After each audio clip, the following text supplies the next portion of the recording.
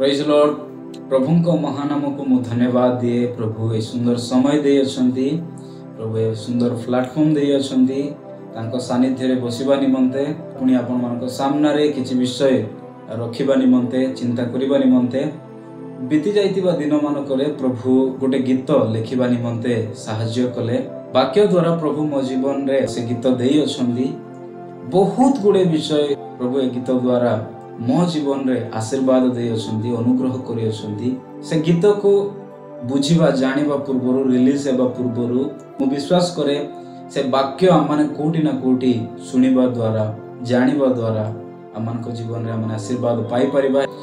तो आसंतु से वाक्य को आमने अल्प समय आमने चिंता करिबा। जोहन तार 8 अध्याय 1 रु 11 ए प्रकार लिखा होची गोटे स्त्री विषय रे, जो स्त्री की व्यभिचार पाप रे धरा पड़ी अछि।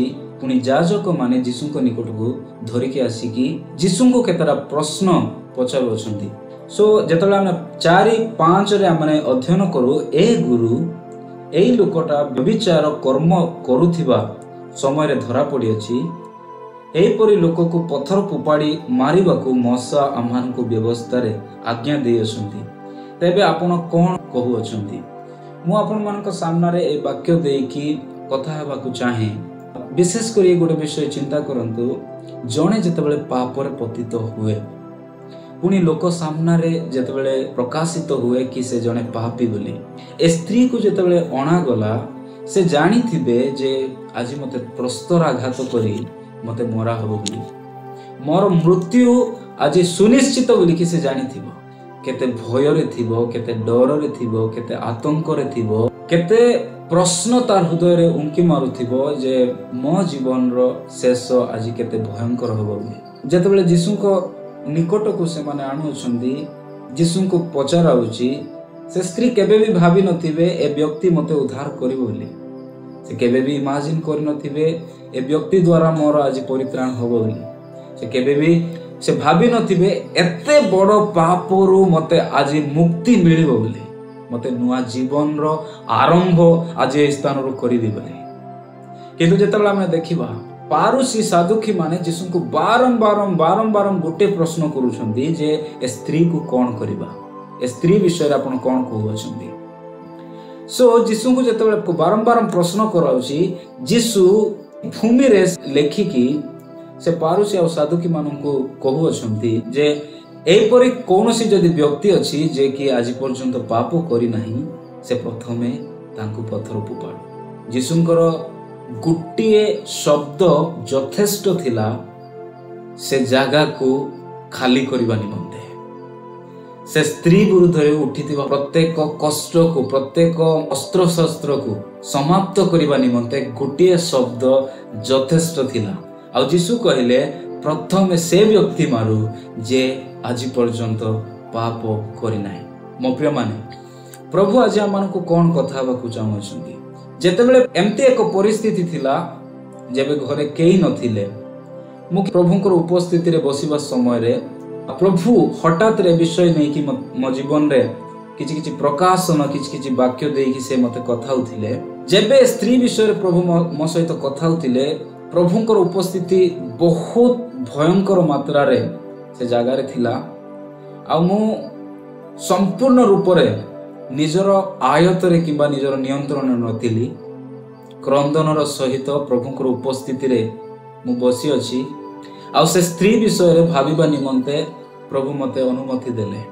सो भाबिबा समय रे जस्ट जेतेबेला माने स्त्री विषय रे चिंता करू, केते भयंकर केते कष्टकर समय से स्त्री लोकर थिला। जेबे से पारुसी साधु की पूरा मंडली सामना रे लोक गहली मध्य रे गोटे स्त्री को आनी की ठिया करिबा, काहाकू भी से मुख देखै पार नथिबे, काहाकू भी मते सहाय्य करो बोली कहि पार नथिबे, काहाकू भी मो परिवार को टिके जणाओ बोली कहि पार नथिबे, मोर मृत्यु ए प्रकार न हेउ बोली कि से काहाकू कन्विंस करि पार नथिबे, से मुख उठे कि काहाकू देखि पार नथिबे।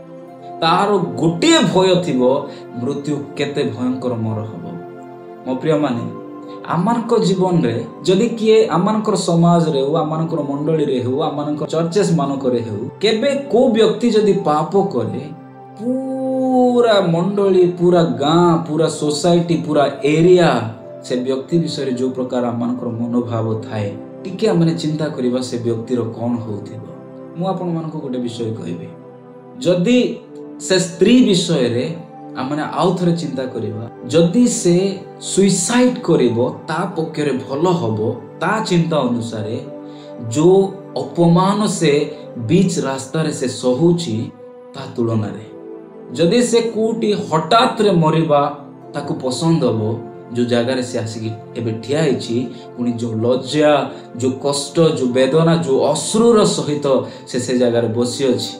मु आपण मानक गोटे विषय कहबी, यीशु को जना से स्त्री विषय रे जे से जने पापी बोले, किंतु यीशु केमती से स्त्री को उद्धार कले, केमती से पापरु से कष्टरु से जंत्रणा उद्धार कले। आमान को जीवन रे जेतबेले एमती एक परिस्थिति देखे आमने गति करू, समाज रे के आमान को पचारि न थांती, आमानकर परिजन माने आमानकर हस्त छाड़ी दियंती, आमानकर लोक माने आमान को पचारंती नाही। जेतबेले छी बोली कि कहबा अवस्था रे मो प्रिय माने मु गोटे विषय कहि परिबे, किए आपनक सहित रहिबे न रहिबे, को लोक आपनक सहित ठिया हेबे न हेबे, को प्रेस्ट आपनक सहित ठिया हेबे न हेबे।